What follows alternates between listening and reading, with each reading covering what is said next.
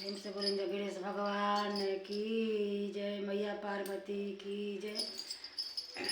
गणेश जी के एक शोहर गीत गावत तानी, अच्छा लगे तो कमेंट में बताइए।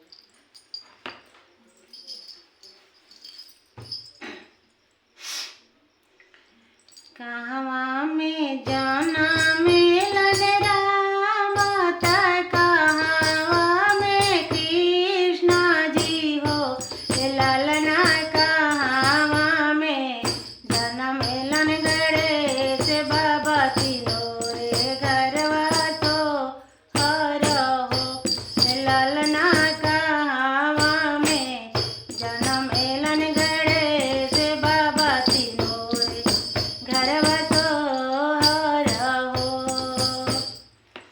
अयोध्या में राम जी जन्म लेता, मथुरा में कृष्ण जी हो, ललना पर्वत पर जन्म मिलन गणेश बाबा तीनों रे घरवा तो हर हो, ललना पर्वत पर जन्म मिलन गणेश बाबा तीनों रे घरवा तो हर हो।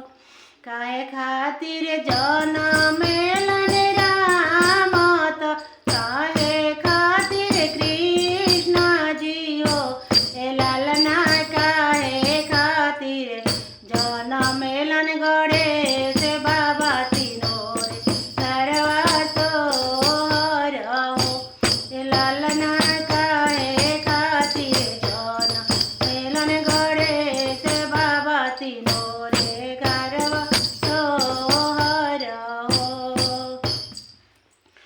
रावण लागी जन्म मिलन राम त कंस लागी कृष्ण जी हो, ललना पूजन लागी जन्म मिलन गणेश बाबा तीनों रे घरवा तो हर हो, ललना पूजन लागी जन्म मिलन गणेश बाबा तीनों रे घरवा सो हर हो।